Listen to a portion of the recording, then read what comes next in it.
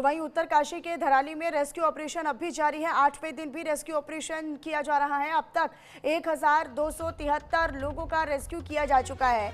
तो ये जानकारी हम आप तक साझा कर रहे हैं। फिलहाल चिन्याली सॉर्ट से देहरादून पहुंचाया गया है लोगों को। विकासनगर में एसडीआरएफ की टीम ने 5 लोगों को बाहर निकाल लिया है।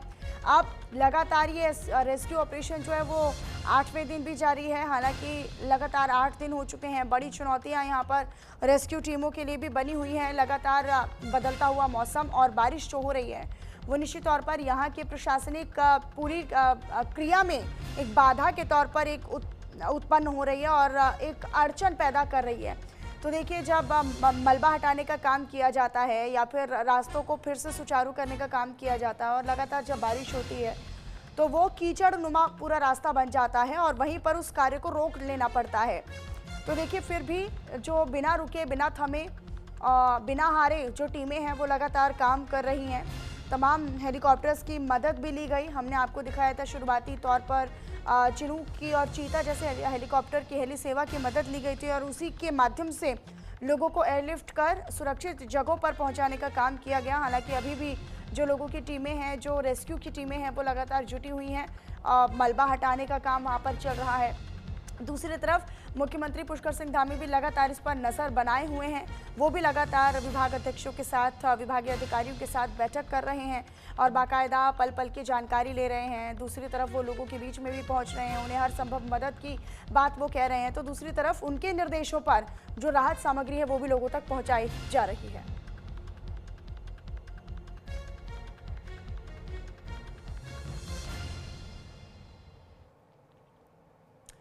सोंगाड़ है एक जगह जहां से हर्षिल और धराली के लिए जाया जाता है, लेकिन सोंगाड़ के पास भारी बारिश के कारण सड़क का कुछ हिस्सा पूरी तरीके से बह चुका है।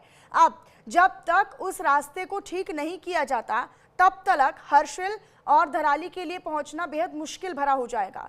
इसी को लेकर ग्राउंड जीरो से संवाददाता सुरभि तिवारी की खास रिपोर्ट आपको दिखाते हैं। तो इस वक्त देखिए, हम सोनगाड़ पर मौजूद है और सोनगाड़ ये वो जगह है जहां से रास्ता डबरानी के लिए निकलता है और डबरानी से आगे ही आप हर्षिल या धराली की ओर जा पाएंगे। लेकिन इस वक्त आप देखिए कि सोनगाड़ के पास में ये रास्ता अभी बीते कल और उसके एक दिन पहले आए इस पहाड़ से मलबे की वजह से बंद हो चुका है, टूट चुका है।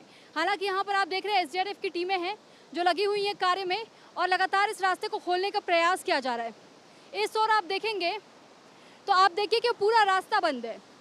अब ये रास्ता जब तक खुलेगा नहीं तब तक यहाँ से आगे बढ़ पाना बहुत कठिन है, बहुत मुश्किल है, क्योंकि हम निकले तो हर्षिल तक के लिए थे, लेकिन इस वक्त यहाँ हम खुद भी फंसे हुए हैं। इस वक्त अब रास्ता खुलने का इंतज़ार करना होगा और लगभग ये बताया जा रहा है कि इसमें भी संभवतः, क्योंकि मौसम बार बार ख़राब हो रहा है, तो लगभग 2 से 3 दिन का समय लग सकता है या हफ्ता भी लग सकता है। अगर मौसम ठीक रहता है तो 1 से 2 दिन के भीतर इस काम को कर लिया जाएगा, लेकिन अगर मौसम ठीक रहता है सिर्फ तब।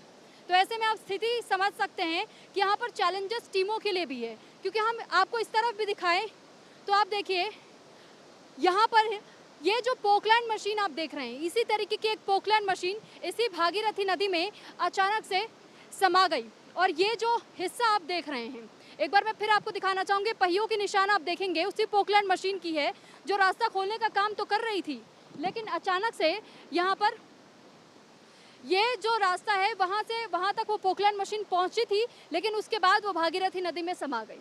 हालांकि अब तक देखिए उसकी तस्वीर मिल पाना भी मुश्किल है, क्योंकि ना तो उस ऑपरेटर का पता चला ना ही मशीनों का। और ये वो पोकलैंड मशीन है जो कि अभी काम में लगी हुई है ताकि रास्ते को जल्द से जल्द खोला जा सके। और यहाँ पोकलैंड मशीनों के साथ में जेसीबी की मशीनें भी है, वहाँ पर बीआरओ के अधिकारी और तमाम टीमें खड़ी हैं।